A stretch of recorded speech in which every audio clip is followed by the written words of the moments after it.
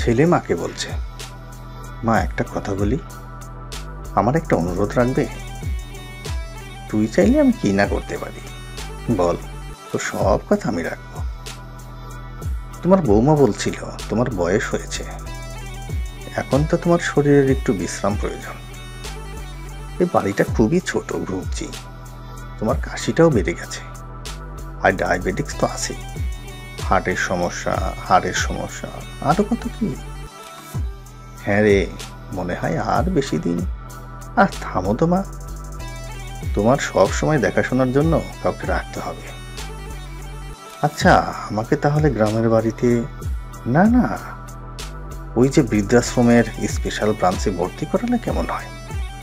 এটাই বলছিল তোমার বৌমা। ওখানে অনেকেই থাকবে তোমার মতোই, তাদের সাথে গল্প করতে পারবে। এ বাড়িতেও গল্প করার মতো কেউ নেই। আমি ব্যবসায় দৌড়াচ্ছি, তোমার বৌমা অফিসে, আর মিঠু তো সারাদিন স্কুলে। ওখানে তুমি আরামেই থাকবে মা, এটাই আমাদের অনুরোধ ছিল। তুই চাইলে তাই হবে। থ্যাঙ্কস মা। আচ্ছা, কালকে বিকেলেই কিন্তু তাহলে ওখানে যাচ্ছ, তোমার ব্যাগ গুছিয়ে রাখবে। পরের দিন অস্বস্তিকর জ্যামে আটকে আছে মা ছেলে। নীরবতা ভাঙলেন মা। বাবা, ওখানে আমাকে দেখতে যাবি তো? পারলে একটা ফোন কিনে দিস আমাকে। মা, তুমি ফোন দিয়ে কি করবে? ওখানে তো ফোন আছে। কিছুক্ষণ পরে একটা বাড়ির সামনে এসে গাড়ি থামল। বেশ কিছুক্ষণ নীরব থেকে ওর ছেলে বলে উঠল, নামো মা, এটাই তো ওই বৃদ্ধাশ্রম। বলেছিলাম না তোমার পছন্দ হবে। তোমার জন্য দোতলার দক্ষিণের ঘরটা বুকিং দিয়ে রেখেছি। টিং ডং টিং ডং, দরজা খুলল।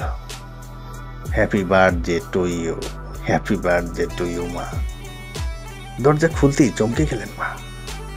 আরে, ওই তো আমার একমাত্র নাতি, আর বৌমাকে কেক নিয়ে দাঁড়িয়ে আছে। এত বেলুন আগে কখনো দেখিনি, এত আয়োজন করে কখনো কেউ আমাকে জন্মদিনের শুভেচ্ছাও জানায়নি। আরে, ওই তো আমার দুই মেয়ে আর তাদের জামাই দাঁড়িয়ে আছে। ওদের দেখে এনেছে তার পাগল ছেলেটা। হ্যাপি বার্থডে মা, তুই অনেক বড় হয়ে গেছিস। মা কান্না ভেজা কণ্ঠে। কিন্তু এটা কার ঘর? বাড়ির ফলকে নাম দেখিনি, বাবার নামে দেখেছি।